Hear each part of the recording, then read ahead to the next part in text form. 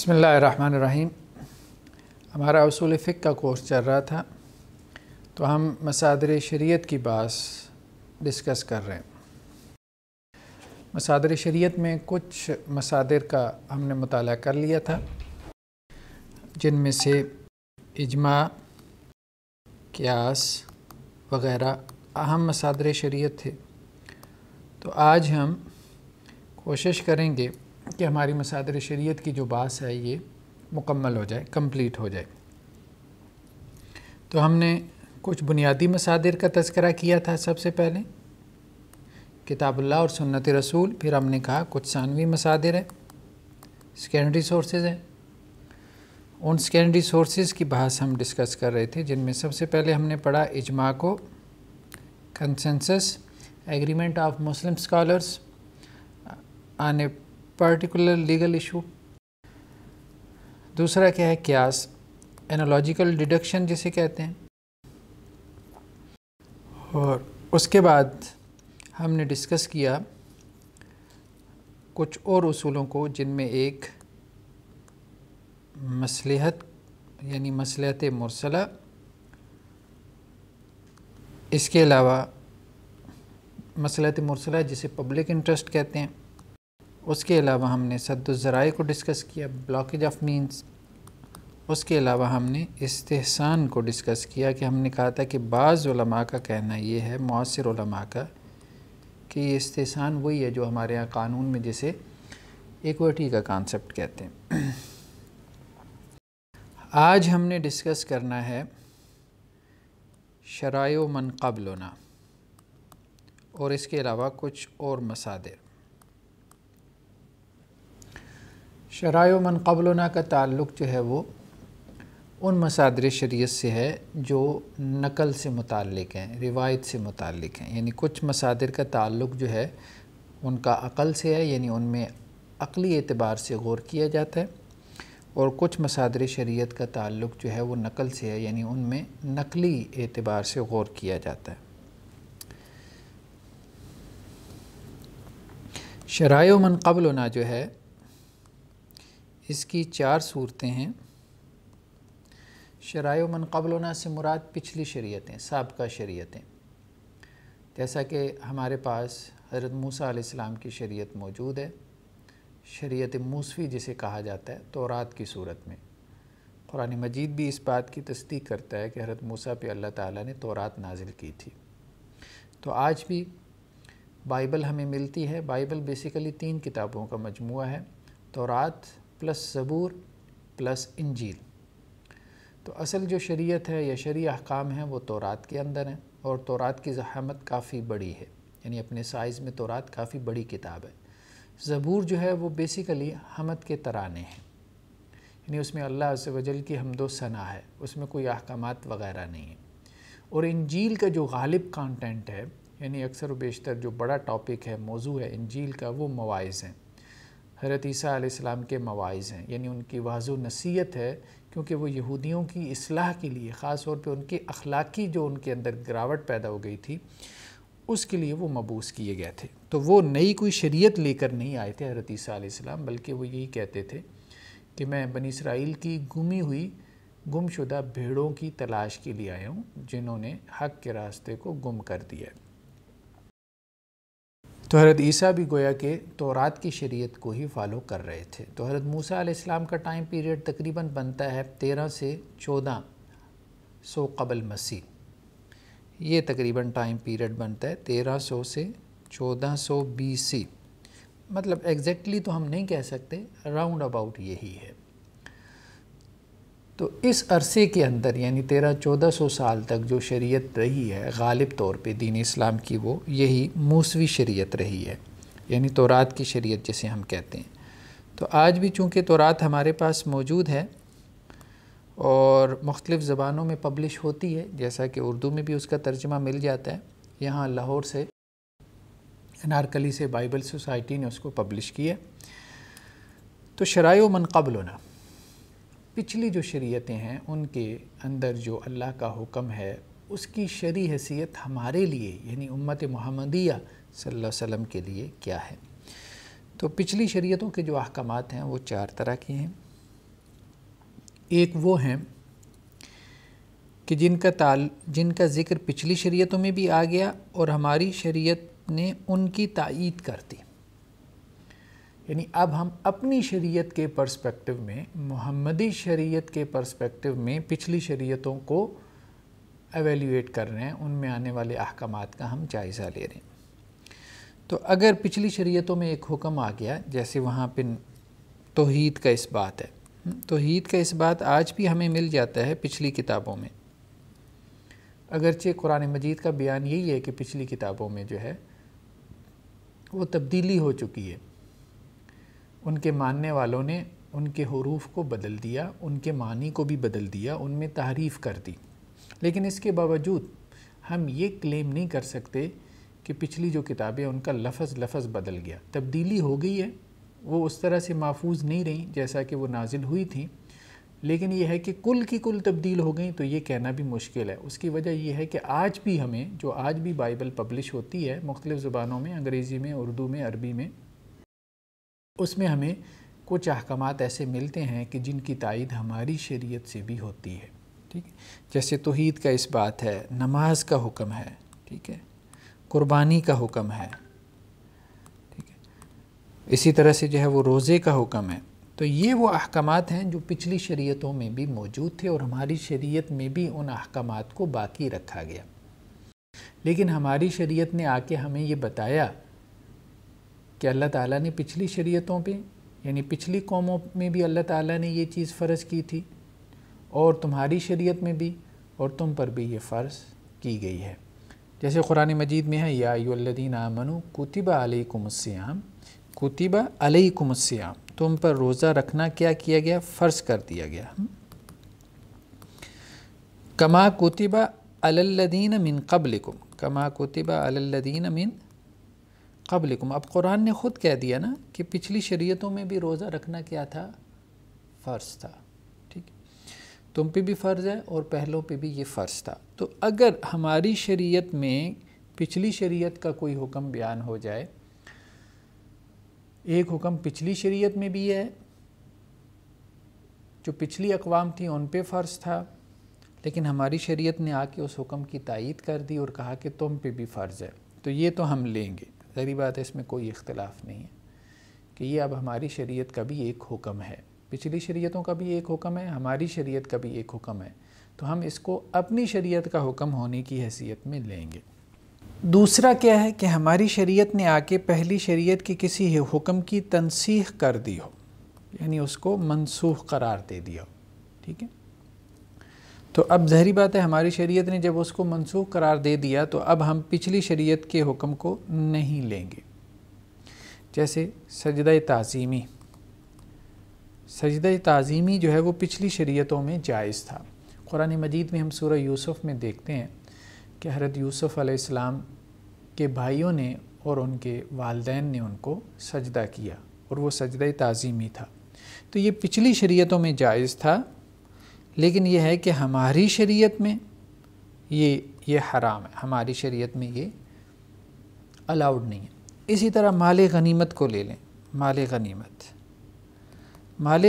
جو ہے اللہ کے رسول صلی اللہ علیہ وسلم نے فرمایا کہ پچھلی جو شریعتیں تھیں ان میں مال غنیمت حلال نہیں تھا، پچھلی شریعتوں میں مال غنیمت جائز نہیں تھا، حرام تھا، لیکن ہماری شریعت میں مال غنیمت کیا ہے؟ جائز ہے۔ تو اگر ہماری شریعت نے پچھلی شریعت کا حکم بیان کیا اور ساتھ میں یہ بتا دیا کہ پچھلی شریعت میں یہ تھا لیکن اس شریعت میں محمد صلی اللہ علیہ وسلم کی شریعت میں یہ حکم ہے، تو ہم ظاہری بات ہے اپنی شریعت کا حکم لیں گے، ہم پچھلی شریعت کا حکم نہیں لیں گے، کیونکہ وہ منسوخ حکم ہے۔ ہماری شریعت نے بتا دیا کہ ہماری شریعت میں وہ حکم جاری نہیں ہوگا۔ تیسرا کیا ہے؟ تذکرہ، کہ ہماری شریعت میں ذکر ہو گیا۔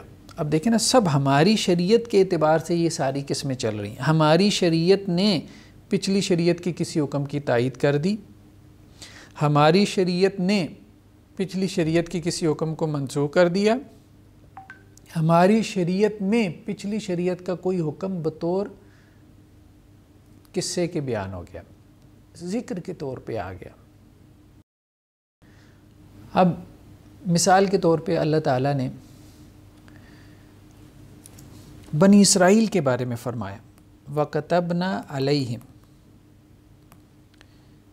فِيهَا، ہم نے تورات میں بنی اسرائیل کے لیے یہ بات لکھ دی تھی، کیا؟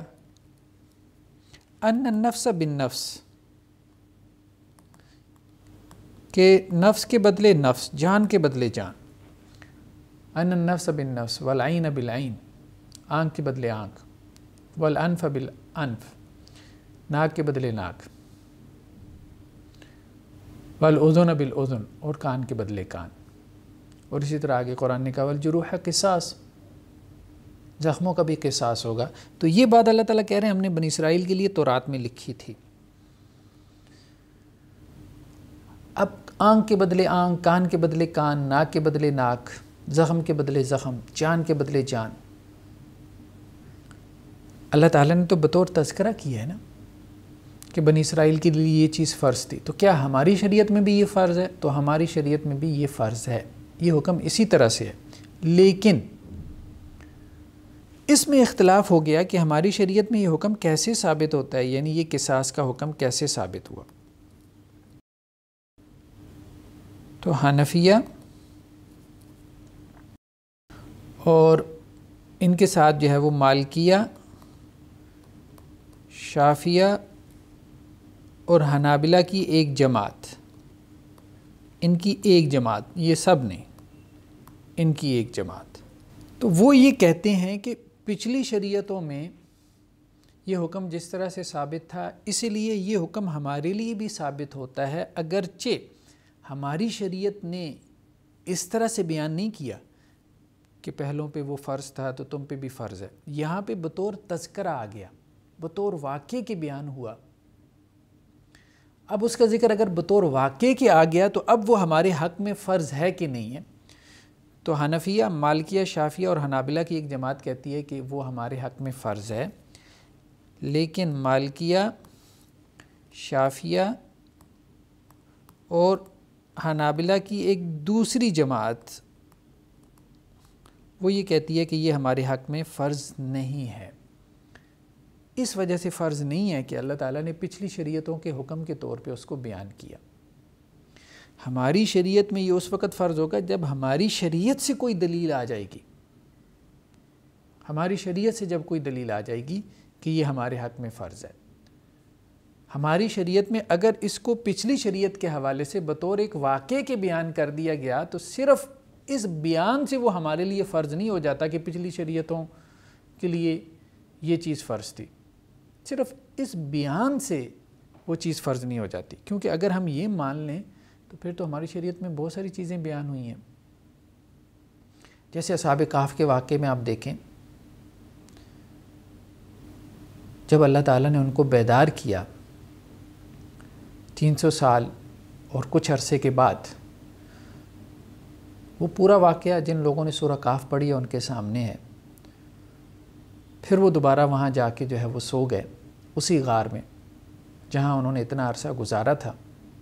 لوگوں پہ جب ان کا معاملہ کھلا تو لوگوں نے ان کو جو ہے وہ اللہ کے اولیاء میں شمار کیا، تو اب لوگوں میں اختلاف ہو گیا۔ قرآن مجید نے یہ کہا ہے، لوگوں میں اختلاف ہو گیا۔ بعض لوگ کہنے لگے کہ ہم یہاں مسجد بنائیں گے، اور بعض لوگ کہنے لگے کہ جی ہم یہاں پہ ایک عمارت بنائیں گے، لَنَتَّخِذَنَّ عَلَيْهِمْ مَسْجِدًا، کہ ہم اس کے اوپر ایک مسجد بنائیں گے۔ تو اب اگر کوئی یہ کہے کہ پچھلی شریعتوں کا جو ذکر ہوا ہے قرآن میں وہ ہمارے حق میں بھی حجت ہے، صرف اس کا ذکر، تو پھر قبر کے اوپر مسجد بنانا جائز ہو جائے گا۔ پھر یہاں تک نہیں، حضرت خضر علیہ السلام کے بارے میں آیا کہ انہوں نے بچے کو قتل کر دیا، تو اب ایک عام آدمی کیا بچے کو قتل کر سکتا ہے؟ پھر لوگ عجیب و غریب قسم کے استدلال کرتے ہیں۔ چہرے کے پردے کے اوپر یعنی فیس کورنگ کے اوپر میں نے کچھ آرٹیکلز لکھے کہ خواتین کے لیے جو ہے وہ فیس کورنگ لازم ہے، بلکہ اس کے اوپر میری ایک مستقل کتاب ہے، چہرے کا پردہ واجب، مستحب یا بدعت۔ تو اس کو آپ گوگل کریں تو آپ کے سامنے آ جائے گی کہ چہرے کا پردہ واجب ہے یا مستحب ہے یا بدعت ہے، کیا ہے، یعنی اوبلیگیٹری ہے، ریکمینڈڈ ہے، یا پھر یہ کوئی انوویشن ہے۔ یہ تینوں قسم کے نقطہ نظر ہمیں ملتے ہیں، خاص طور پہ متجددین میں یہ تیسرا نقطہ نظر ملتا ہے کہ وہ اس کو بدعت کہتے ہیں۔ اب وہ استدلال کہاں سے کرتے ہیں؟ وہ کہتے ہیں جی جیسے دیکھیں قرآن میں سورہ مریم میں ہے فَتَمَثَّلَ لَهَا بَشَرًا سَوِيًّا، کہ حضرت جبریل جو ہے وہ حضرت مریم کے پاس آ گئے ایک انسانی صورت میں، تو حضرت مریم نے تو ان سے پردہ نہیں کیا۔ تو اس طرح سے لوگ عجیب و غریب قسم کے پھر استدلال کرتے ہیں۔ تو پچھلی شریعتوں کے قصص جو ہیں، واقعات بڑی تعداد میں ہمیں ملتے ہیں قرآن مجید کے اندر۔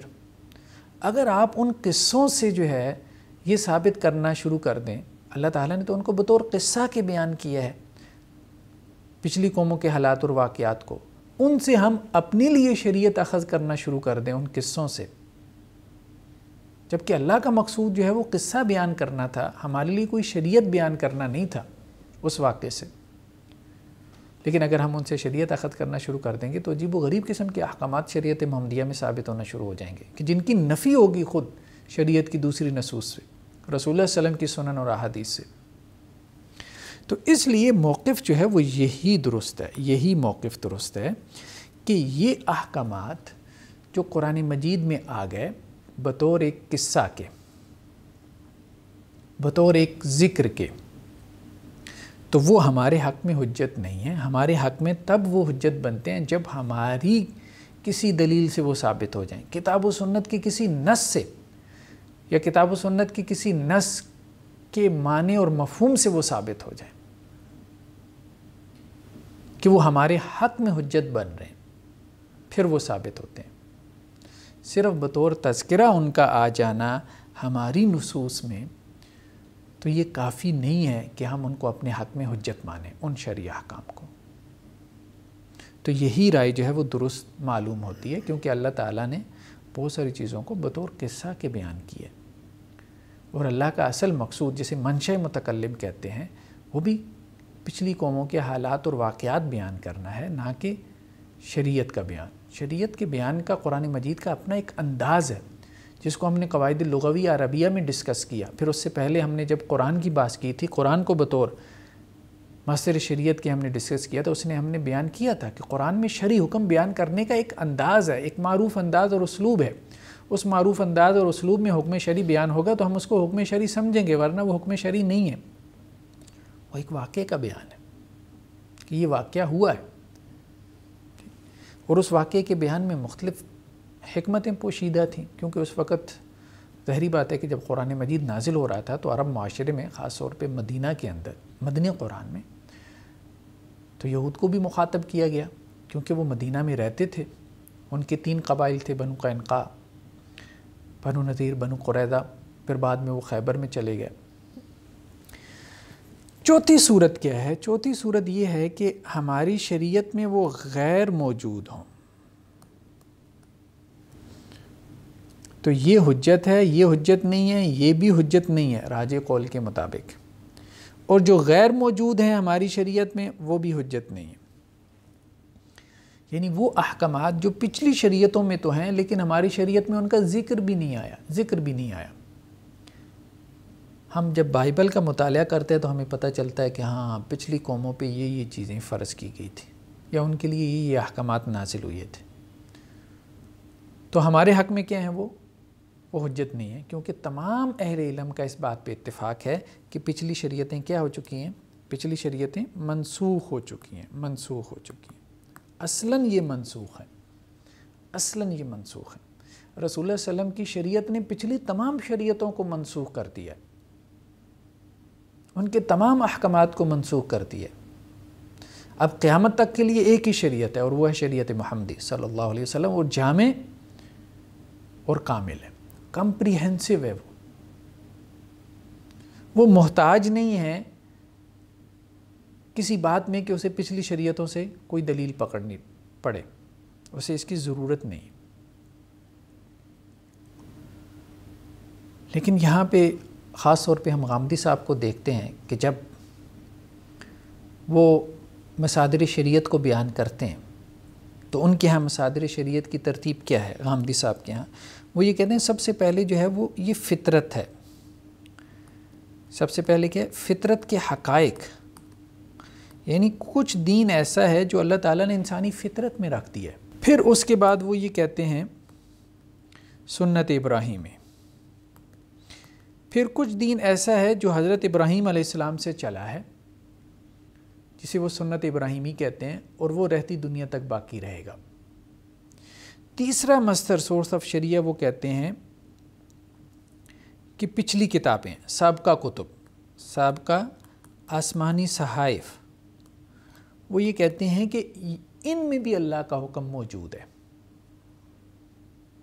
جیسے میوزک کے اوپر جب ان کا جو آرگن ہے، مجلہ ہے ماہنامہ اشراق، اس میں بحث کی گئی کہ میوزک حرام ہے یا حلال ہے، جائز ہے یا ناجائز ہے، تو سابقہ آسمانی صحائف سے انہوں نے استدلال کیا، زبور سے استدلال کیا کہ حضرت داؤد علیہ السلام ان کے پاس تو ایسے ایسے انسٹرومنٹس تھے، آلات موسیقی تھے کہ جن کو بجا کے وہ حمد کے ترانے جو ہے وہ گایا کرتے تھے. تو وہ سابقہ آسمانی صحائف سے استدلال کرتے ہیں یہاں پہ. یعنی ہماری شریعت میں وہ چیزیں موجود نہیں ہیں. اسی طرح جب مصوری کا بیان آیا، مصوری کا بیان، تو سابقہ آسمانی صحائف میں ہے کہ حضرت سلیمان علیہ السلام نے فرشتوں کے مجسمے بنوائے تھے، فرشتوں کے مجسمے. تو وہ اس سے استدلال کرتے ہیں کہ مجسمہ سازی جو ہے وہ جائز ہے، کیونکہ سابقہ شریعتوں میں یہ جائز تھی. تو غامدی صاحب یہاں پہ، یعنی اہل سنت جو ہے، یہاں پہ اہل سنت کا بیان کیا ہے؟ سب کا اتفاقی بیانیہ کیا ہے اہل سنت کا؟ کہ یہ حجت نہیں ہے. لیکن غامدی صاحب اس کو کیا کرتے ہیں؟ اس کو لیتے ہیں، یا غامدی اسکول آف تھاٹ میں اس کو استدلال کی بنیاد بنایا جاتا ہے. صحیح بات ہے، ان کی اپروچ ایک ماڈرن اپروچ ہے، ماڈرنسٹ والی اپروچ ہے، تو اس لیے وہ اس کو لیتے ہیں. چوتھے نمبر پہ وہ آ کے کہتے ہیں جی قرآن مجید. تو وہ کہتے ہیں قرآن مجید سے اللہ کے دین کا آغاز نہیں ہوا، قرآن مجید تو اللہ کے دین کی آخری کتاب ہے. یہ ان کا بہت معروف جملہ ہے جو ان کے بیانات میں آپ کو ملے گا. وہ کہتے ہیں یہ تو چوتھے نمبر پہ آ رہا ہے، دین تو یہاں سے بیان ہونا شروع ہوا ہے. یعنی کچھ دین اللہ نے انسان کی فطرت میں رکھ دیا، سب انسانوں کی فطرت میں موجود ہے. کچھ دین یہاں سنت ابراہیمی میں آ گیا، چونکہ حضرت ابراہیم علیہ السلام ایک ایسی شخصیت ہیں کہ جس پہ تینوں بڑے سیمیٹک ریلیجنز وہ متفق ہیں، یہودی بھی، عیسائی بھی، مسلمان بھی. تو وہ کہتے ہیں یہاں پہ آ گیا کچھ دین، یعنی وہ گلوبل دین بن گیا، کیونکہ اس کو تینوں ماننے والے ہیں. حضرت ابراہیم پہ تو سب کا اتفاق ہے. پھر اس کے بعد سابقہ آسمانی صحائف میں کچھ دین بیان ہو گیا. اب سابقہ آسمانی صحائف کا دین تو وہ تو یہود و نصارہ تو مانتی ہیں، مسلمان بھی مان لیں گے تو وہ بھی متفق علیہ دین بن جائے گا.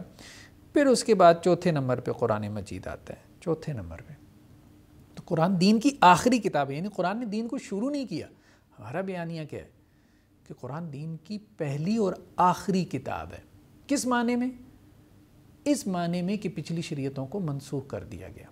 اب جو دین باقی ہے، اب جس دین پہ عمل مطلوب ہے، اب اللہ تعالیٰ جس دین کو راہ نجات کے لیے بنیاد اور معیار بنا رہے ہیں، اس دین کی پہلی اور آخری کتاب قرآن مجید ہے. ویسے تو دین ظاہری بات ہے، اللہ کا دین تو حضرت آدم سے شروع ہوا نا، اس میں تو کوئی شک نہیں. اور اللہ کی کتابیں تو ہر دور میں آتی رہی ہیں، ہم اس کا انکار نہیں کر رہے. وہ تو تورات بھی آئی، انجیل بھی آئی، سب اس کا اقرار کر رہے ہیں. ہم یہ کہہ رہے ہیں کہ جس دین کی بنیاد پہ آخرت میں نجات ہونے والی ہے، جس دین کی بنیاد پہ جنت اور جہنم کے فیصلے ہونے والے ہیں اب اس ٹائم پیریڈ میں، تو وہ دین کون سا ہے؟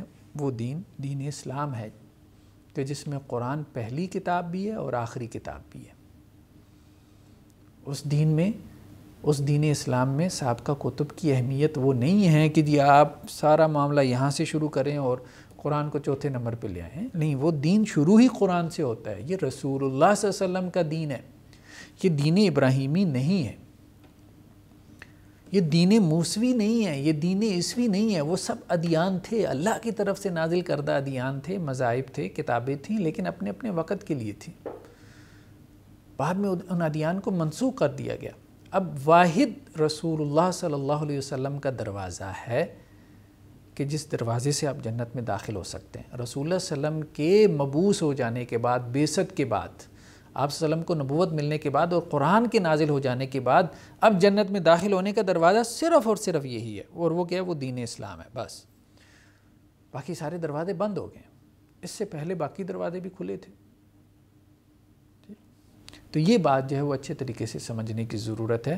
تو یہ ہے ہماری بحث شرائع من قبلنا کی بحث. اس کے بعد ثانوی مصادر میں ایک بحث ہے عرف کی. عرف، کسٹم، رواج.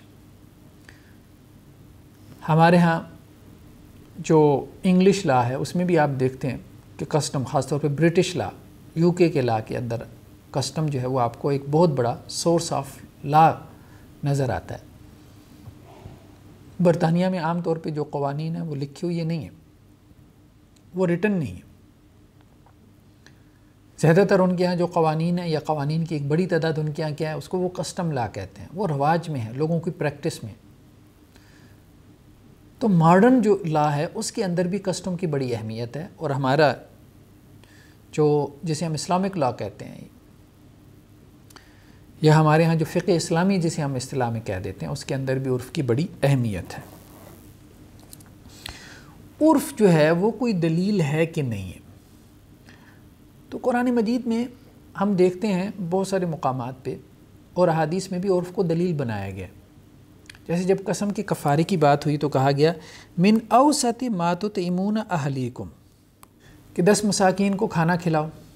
اگر کسی نے قسم توڑ دی ہے تو وہ قسم کے کفارے کے طور پہ 10 مساکین کو کھانا کھلائے. کیسا کھانا کھلائے؟ 10 روپے کا کھانا کھلائے، 50 کا کھلائے، 500 کا کھلائے. کھانا تو ظاہری بات ہے 1000 میں بھی کھلایا جا سکتا ہے، 2000 کا بھی کھلایا جا سکتا ہے. تو کہا گیا من اوسط ما، جو تم اپنے اہل خانہ کو کھلاتے ہو نا، وہ متوسط درجے کا کھانا، وہ والا. اب ایک غریب آدمی اپنے اہل خانہ کو کیا کھلاتا ہے؟ دال روٹی کھلاتا ہے. اور ایک امیر آدمی اپنے اہل خانہ کو کیا کھلاتا ہے؟ گوشت کھلاتا ہے. تو ہر آدمی اپنے عرف کے حساب سے قسم کا کفارہ ادا کرے گا.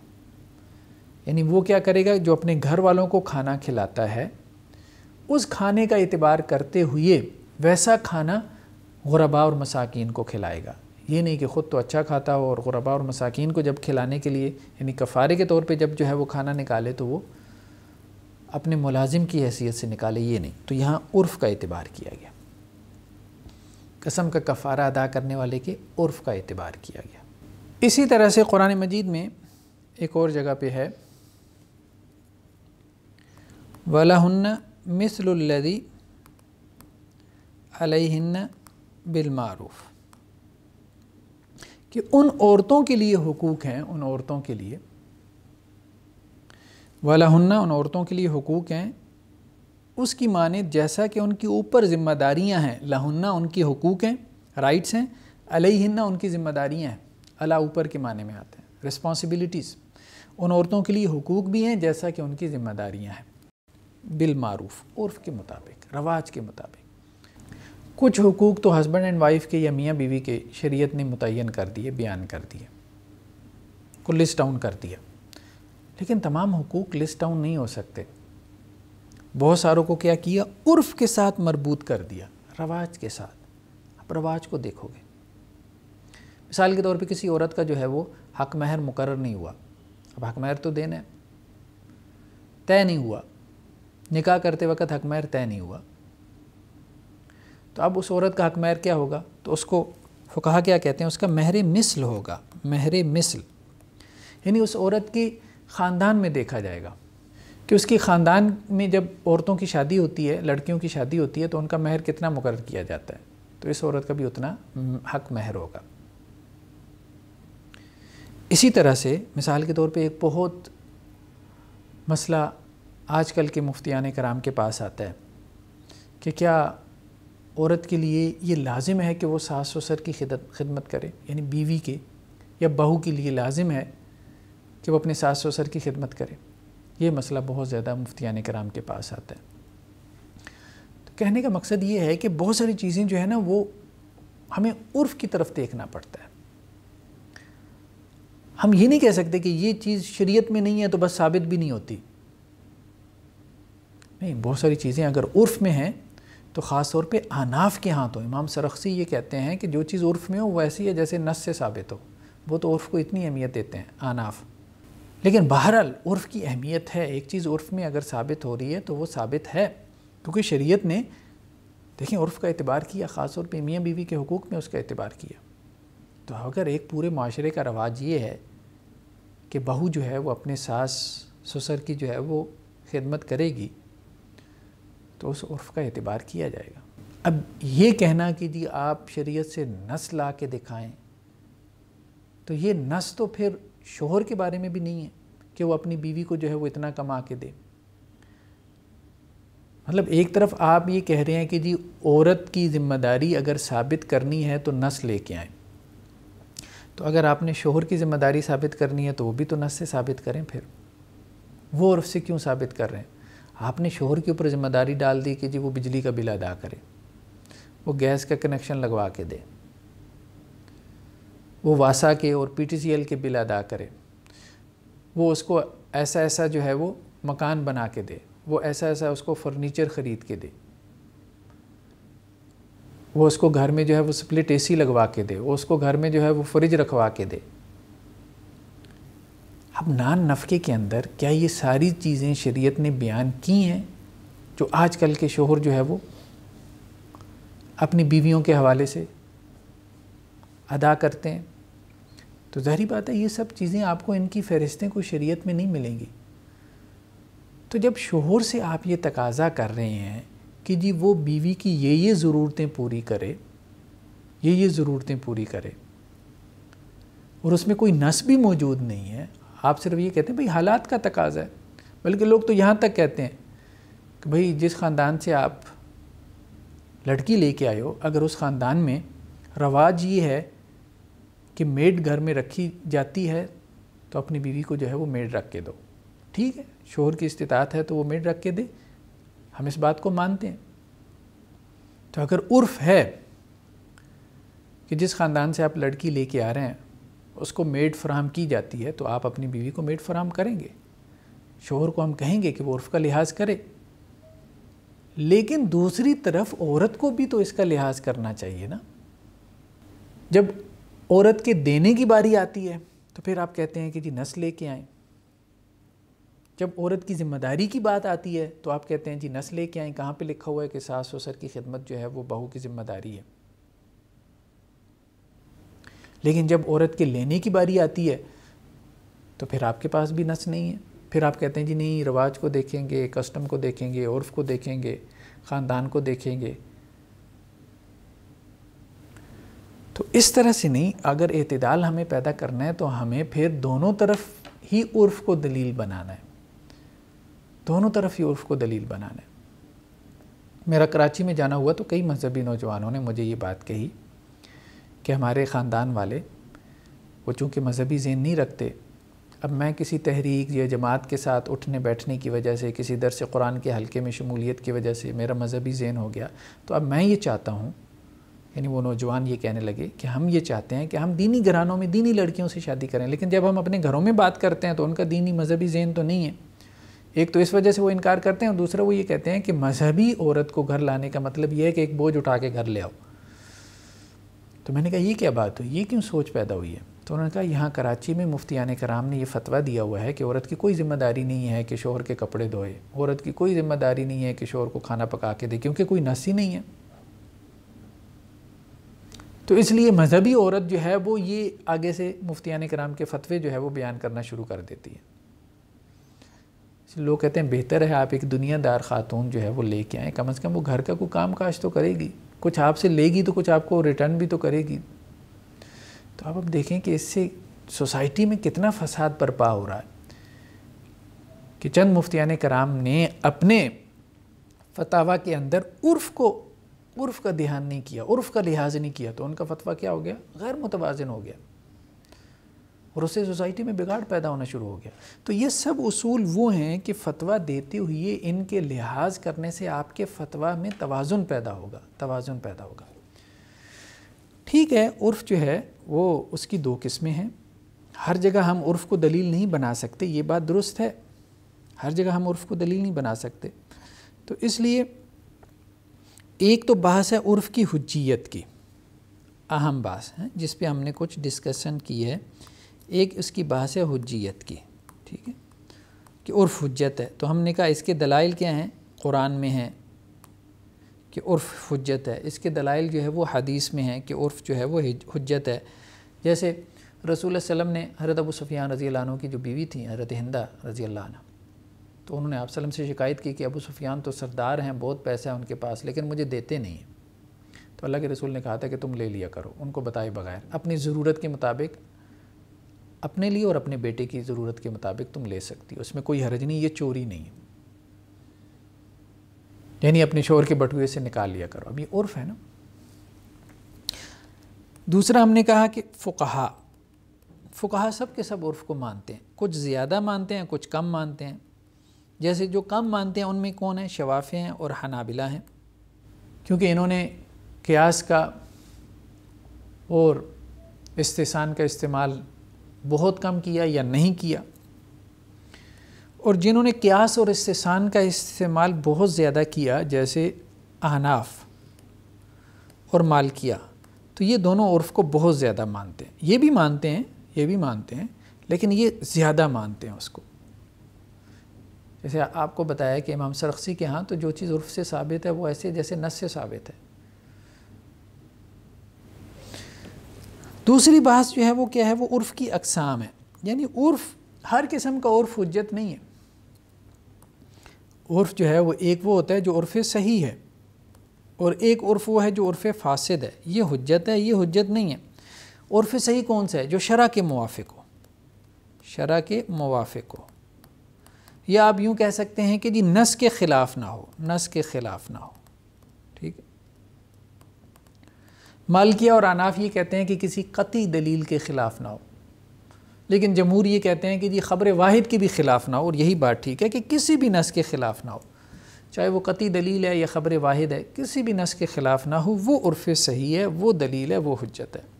جو عرف تو فاسد ہے، یعنی کسی نص کے خلاف ہے یا شرع کے موافق نہیں ہے، تو وہ حجت نہیں ہے. مثال کے طور پہ بدعات جتنی ہوتی ہیں یہ سب بھی عرف ہی تو ہیں. بدعات تو عرف کسے کہتے ہیں؟ عرف رواج کو کہتے ہیں نا. ایک چیز ہے عادت. عادت جو ہے یہ فرد کی ہوتی ہے، اور عرف جو ہے یہ معاشرے کا ہوتا ہے. ٹھیک ہے، اس میں فرق ہے. عادت میں عادت فرق ہے، عرف معاشرے کا ہوتا ہے. تو بدعات بھی تو پورا معاشرہ اختیار کرتا ہے. ٹھیک ہے. اب مثال کے طور پہ ہمارے ہاں جیسے اب سالگرہ ہے، ٹھیک ہے، اسی طرح سے بسنت ہے، ٹھیک ہے، اسی طرح سے علماء کی ایک بڑی جو جماعت ہے وہ یہ کہتے ہیں کہ جی عید میلاد النبی ہے. ٹھیک ہے. اسی طرح سے اور بہت ساری چیزیں جو عرف میں ہیں لیکن ان کو جو ہے وہ دلیل نہیں مانا جاتا. جو عرف کو مانتے ہیں وہ بھی ان کو دلیل نہیں مانتے. کیوں نہیں مانتے؟ وہ یہ کہتے ہیں کہ یہ وہ عرف ہیں جو کہ عرف فاسد ہیں، شرع کے موافق نہیں ہیں، شرع کے کسی نص کے خلاف جا رہے ہیں یا شرع کے موافق نہیں. ٹھیک. تو اس لیے وہ اس کو حجت نہیں مانتے.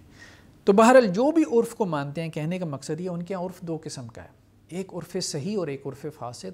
تو وہ عرف صحیح کو مانتے ہیں، عرف فاسد کو نہیں مانتے.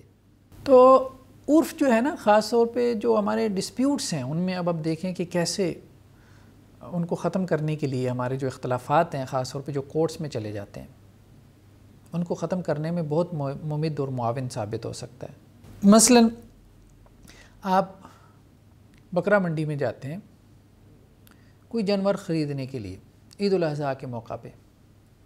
تو جب آپ کوئی جانور خرید لیتے ہیں، کوئی گائے ہے، کوئی بکرا ہے، آپ نے خرید لیا، 40,000 میں خرید لیا. کوئی گائے تھی تو آپ نے 80,000 میں، 1 لاکھ میں خرید لی. اب جب آپ پیسے پکڑاتے ہیں بیچنے والے کو، بائے کو، سیلر کو، تو آپ اس سے وہ بکرا، وہ گائے لے لیتے ہیں، لیکن اس کے گلے میں ایک رسی ہے، وہ اس رسی کو جو ہے وہ اتار لیتا ہے. آپ اسے کہتے ہیں کہ بھائی یہ رسی کیوں اتار رہے ہو؟ تو وہ کہتا ہے بھائی میں نے بکرا بیچا ہے، رسی نہیں بیچی. تو آپ کہتے ہیں بھائی میں نے تو بکرا خریدا ہے، رسی سمیت خریدا ہے۔ اب اگر یہ اختلاف کورٹ میں چلا جاتا ہے تو قاضی کیسے فیصلہ کرے گا؟ قاضی عرف کے مطابق فیصلہ کرے گا کہ جب اس سوسائٹی میں، اس علاقے میں جانور بیچا جاتا ہے تو اس کے گلے سے رسی اتاری جاتی ہے یا نہیں اتاری جاتی، تو جو عرف ہوگا اس کے مطابق فیصلہ ہوگا۔ اسی طرح سے آپ نے کوئی مکان خریدا 5 مرلے کا، 10 مرلے کا، سودا ہو گیا۔ اب تو خیر یہ سب چیزوں کی لکھت پڑھت ہوتی ہے، لیکن کبھی ایسا بھی تھا اتنی لکھت پڑھت نہیں ہوتی۔ اب تو پراپرٹی ڈیلر والے درمیان میں انوالو ہو جاتے ہیں، بہت تفصیل سے لکھت پڑھت ہو جاتی ہے۔ تو لیکن اس کے باوجود ہو سکتا ہے کبھی کبھار کوئی چیز جو ہے وہ لکھنے میں رہ جائے، یا پہلے زمانوں میں تو یہ چیزیں عام طور پہ لکھی نہیں جاتی تھی۔ تو آپ نے مکان خریدا، اب جنہوں نے مکان بیچا تھا انہوں نے پنکھے اتار لیے، ٹیوب لائٹس اتار لیں، ٹھیک ہے۔ انہوں نے کیا کیا جی کہ واش روم کی ٹوٹیاں اتارنا شروع کر دیں، انہوں نے گھر کے دروازے اتارنا شروع کر دیا۔ آپ نے کہا بھئی یہ کیا کر رہے ہو؟ تو وہ کہنے لگا میں نے مکان بیچا ہے، گھر کے دروازے تو نہیں بیچے۔ اب مکان میں کیا شامل ہے کیا نہیں شامل، یہ کیسے طے ہوگا؟ اگر اس پہ اختلاف ہو جائے وہ عرف سے طے ہوگا کہ جب مکان بیچا جاتا ہے اس علاقے میں تو کیا چیز اس میں شمار ہوتی ہے اور کیا چیز نہیں شمار ہوتی۔ ٹھیک ہے، بہت ساری چیزیں شمار نہیں ہوتی، آپ کا فرنیچر ہے آپ اتار لیتے ہیں، آپ کا گیزر ہے، آپ کے اے سی لگی ہوئی ہیں، جب آپ مکان بیچتے ہیں تو اس میں شمار نہیں ہوتے، آپ وہ اتار لیتے ہیں۔ لیکن کچھ چیزیں ایسی ہیں کہ جو مکان میں شمار ہوتی ہیں وہ آپ نہیں اتار سکتے۔ یہ تو نہیں ہے کہ آپ نے مکان بیچ دیا اور اب آپ کہیں کہ جی میں اس کی کھڑکیاں بھی اتار کے لے جاؤں، وہ میں نے نہیں بیچی ہیں، ایسا نہیں۔ تو عرف جو ہے نا وہ بہت سارے ہمارے ڈسپیوٹس میں جو ہے وہ کیا ہے، وہ دلیل بن جاتا ہے۔ تو یہ تھا ہمارا عرف کا چیپٹر۔ تو عرف کے بعد ایک اور مصدر شریعت جس کو ہم نے ڈسکس کرنا ہے، اور اس کے ساتھ ہی ہم مصادر شریعت کی بحث کو ہم مائنڈ اپ کر لیں گے۔ اس کے علاوہ بھی کچھ ہیں سورسز آف شریعہ ہیں جن پہ بحث موجود ہے، لیکن معروف یہی ہیں، اس لیے ہم اس کو زیادہ تفصیلی لیول پہ نہیں لے کے جانا چاہتے۔ تو یہ آخری جو مصدر ہے جس کو ہم ڈسکس کر رہے ہیں، اور اس کا نام کیا ہے؟ استصحاب۔ باب استفعال کا مصدر ہے استصحاب، صحبت سے، ٹھیک ہے، کسی چیز کی صحبت طلب کرنا، کیونکہ باب استفعال کا خاصہ ہے کہ اس میں طلب کا مفہوم پایا جاتا ہے۔ تو استصحاب جو ہے، استصحاب کیا چیز ہے، ٹیکنیکلی کیا چیز ہے، اس کا کیا معنی اور مفہوم ہے؟ ٹیکنیکلی جو ہے وہ استصحاب سے مراد یہ ہے کہ ایک حکم جو ہے بس وہی رہے۔ اگر کسی نے مخالف حکم ثابت کرنا ہے تو وہ اس کے لیے دلیل لے کے آئے۔ مثال کے طور پہ حرمت ہے تو وہ حرمت ہی ثابت رہے۔ ماضی میں ایک شے کا حکم کیا ہے؟ حرمت کا ہے، تو حال میں بھی آپ اس کے اوپر حرمت کا حکم جاری کریں گے، الا یہ کہ کوئی جواز کی دلیل لائی جائے۔ ماضی میں اگر جواز کا حکم ہے ماضی میں، تو حال میں بھی آپ جواز کا حکم جاری کریں گے،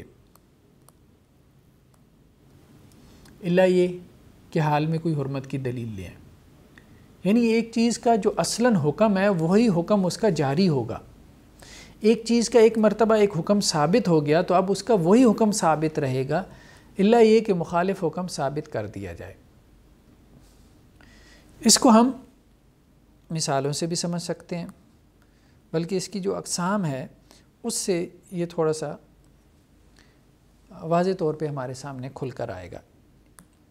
ایک بات تو یہ ہے کہ یہ جو اس کی حجیت کی بحث ہے، حجیت میں کچھ علماء جو ہے وہ اس کو بہت زیادہ استعمال کرتے ہیں، جیسے ظاہریہ، یعنی جن اسکول آف تھاٹس نے قیاس کا، استحسان کا استعمال بالکل نہیں کیا تو وہ استصحاب کا استعمال بہت زیادہ کرتے ہیں، اور جنہوں نے قیاس اور استحسان کا درمیانے درجے کا استعمال کیا ہے، جیسے شوافع اور حنابلہ ہیں، تو ان کے ہاں یہ معتدل درجے میں استعمال ہوتا ہے، یعنی یہ سب سے زیادہ استعمال کرتے ہیں اور یہ معتدل درجے میں استعمال کرتے ہیں، شوافع اور حنابلہ۔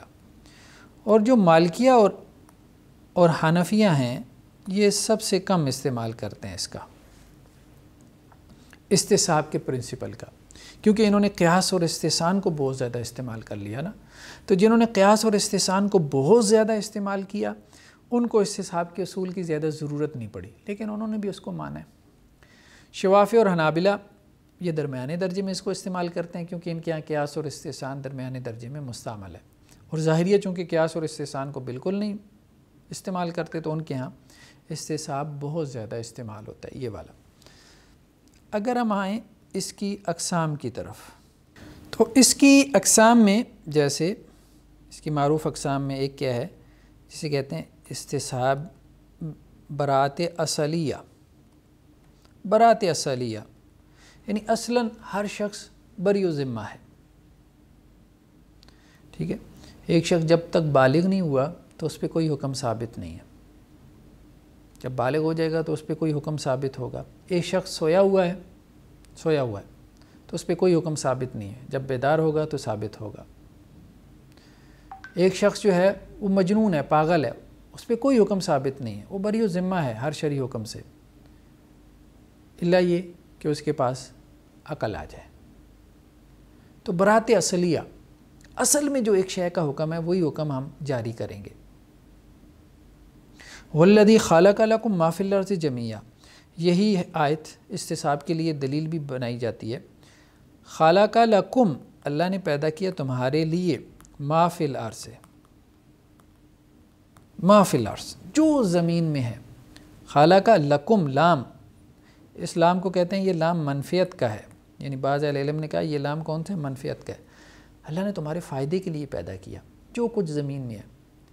یعنی اصل حکم کیا ہے ہر چیز کا، ما فی الارض، ہر چیز کا اصل حکم کیا ہے؟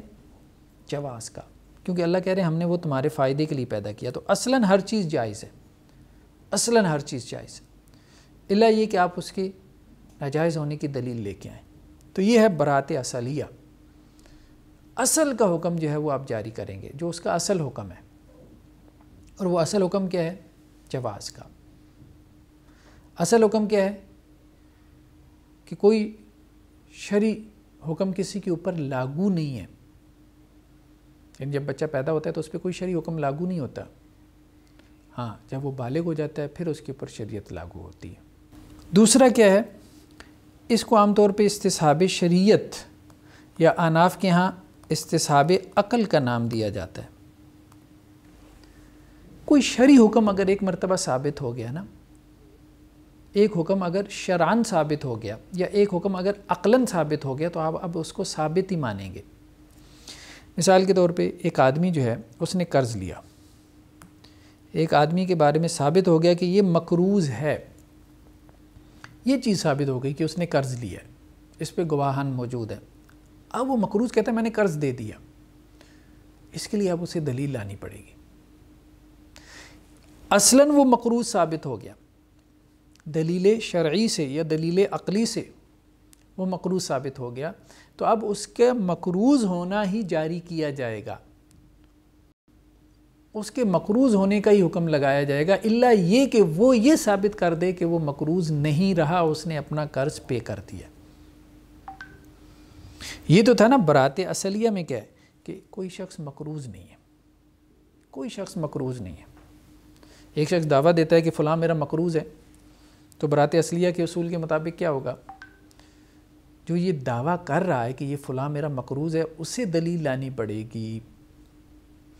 اب ایک شخص مقروض ثابت ہو گیا، یعنی اصلاً یہ ہے کہ جب ایک بندہ پیدا ہوتا ہے تو وہ مقروض نہیں ہوتا، تو یہاں تو جو یہ کہہ رہا ہے کہ فلاں میرا مقروض ہے اس کو دلیل لانی پڑے گی۔ اب یہ ہے کہ ایک بندے نے قرض لیا اور اس نے مانا ہے کہ میں مقروض ہوں، یا دو گواہان موجود ہیں جو یہ کہہ رہے ہیں کہ اس نے ہمارے سامنے قرض لیا یا لکھت پڑت ہوئی ہے، اب وہ مقروض کہتا ہے کہ جی میں نے قرض ادا کر دیا، تو اب اس کا قرض جو ہے وہ ادا نہیں ہوگا جب تک کہ وہ کوئی دلیل نہ لے کے آئے۔ تو یہاں وہ مقروض ہوگا اور یہاں پہ اصلاً وہ مقروض نہیں ہوگا، کیونکہ اصلاً وہ مقروض نہیں ہے، یہاں پہ وہ مقروض ثابت ہو گیا ہے، تو اب اس کو مقروض ثابت مانا جائے گا، الا یہ کہ وہ یہ ثابت کر دے کہ اس نے قرض ادا کر دیا ہے۔ تو یہ ہے شریعت یا عقل کی روشنی میں جب ایک حکم ثابت ہو جائے تو اس کو ثابت مانا جائے۔ تیسرا جسے ہم کہتے ہیں استصحاب حکم، یعنی فقہاء نے اس کو استصحاب حکم کا نام دیا۔ ایک دفعہ ایک حکم ثابت ہو گیا تو اب اس حکم کو مانا جائے، یعنی حکم کی بنیاد جسے کہا جاتا ہے یقین کے اوپر رکھی جائے، شک پہ نہ رکھی جائے۔ حکم کی بنیاد یقین پہ رکھی جائے، شک پر نہ رکھی جائے۔ جیسے مثال کے طور پہ وضو ہے، ایک مرتبہ ثابت ہو گیا کہ اس نے وضو کیا تھا، اسے یقین ہے کہ اس نے وضو کیا تھا، پھر اسے شک پڑ گیا کہ اس کا وضو ٹوٹ گیا ہے، تو اب کس کا اعتبار کرے گا؟ یقین کا اعتبار کرے گا، یقین کا اعتبار کرے گا۔ یعنی وہ وضو حکم ثابت ہے تو اب اس کو ثابت ہی مانے، اسے یہ یاد ہے پورے یقین سے کہ اس نے وضو کیا تھا، اب یہ شک ہے کہ اس کا وضو ٹوٹ گیا ہے، تو یقین اور شک میں سے کس پہلو کو لے؟ یقین کو لے۔ یہ کون کہتے ہیں؟ یہ جمہور کہتے ہیں۔ مالکیہ کہتے ہیں کہ نہیں، احتیاط اس میں ہے چونکہ شرع کا معاملہ ہے، تو مالکیہ کہتے ہیں کہ نہیں، شک کو لے۔ لیکن رسول اللہ صلی اللہ علیہ وسلم کی حدیث میں بھی ہے کہ شیطان تم میں سے آ کے کسی کو وسوسہ ڈالتا ہے کہ اس کا وضو ٹوٹ گیا ہے، تو وہ کیا کرے؟ شیطان کو دفع کرنے کے لیے اعوذ باللہ پڑھ لیا کرے۔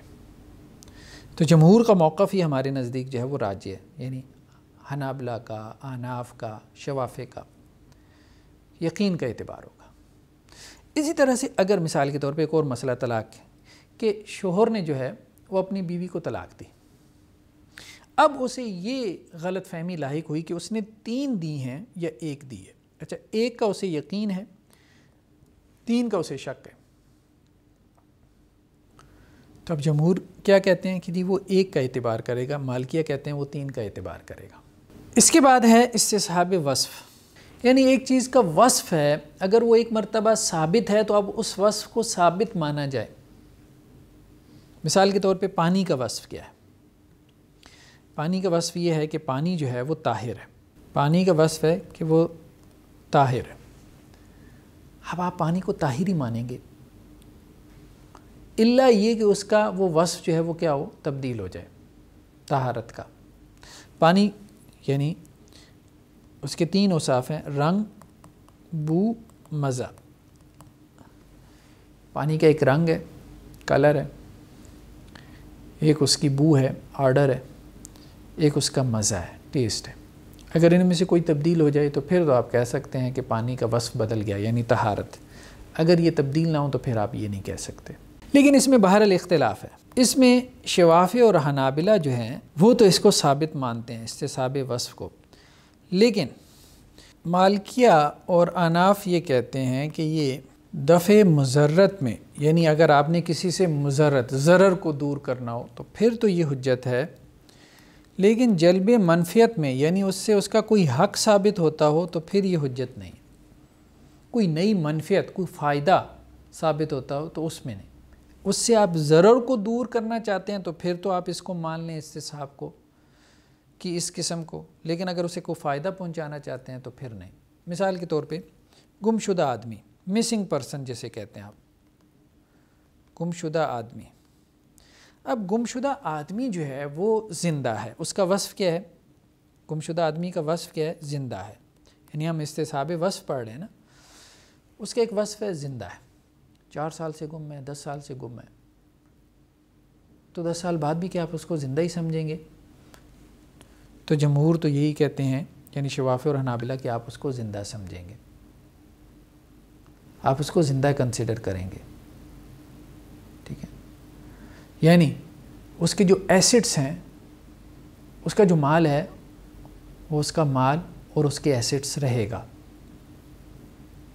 اس کو آپ وراثت بنا کے تقسیم نہیں کریں گے، کیونکہ وراثت تو بنتی ہے اس کے فوت ہونے کے ساتھ، تو ابھی تو آپ کو کوئی یقینی خبر نہیں ملی اس کے فوت ہونے کی، تو آپ اس کے مال کو مال وراثت نہیں بنائیں گے۔ اور اسی طرح اس کی جو منقوعہ ہے وہ بھی اس کی منقوعہ رہے گی، اس کے نکاح میں رہے گی اس کی بیوی، اس کو طلاق نہیں ہوگی یا اس کا نکاح ختم نہیں ہوگا، کیونکہ وہ بیوہ تو ہوئی نہیں، تو وہ زندہ ہے تو وہ زندہ ہی کنسیڈر کیا جائے گا۔